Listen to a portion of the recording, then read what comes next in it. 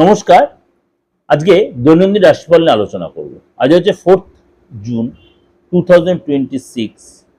সারাটা দিন কেমন যাবে বৃহস্পতিবার। চলুন তাহলে জেনে নিই আজকে মেষ থেকে মীন রাশি আপনার কেমন যাবে। মেষ রাশি, আজকের দিনটা আপনার প্রেমের জায়গাটা বেশ খুশিতে ভরপুর থাকবে। পার্টনারের সাথে অনেকটাই সময় কাটাবেন। বন্ধুদের সাথে সুসম্পর্ক তৈরি হবে এবং আজ আর্থিক জায়গায় যথেষ্ট সহায়তা পাবেন।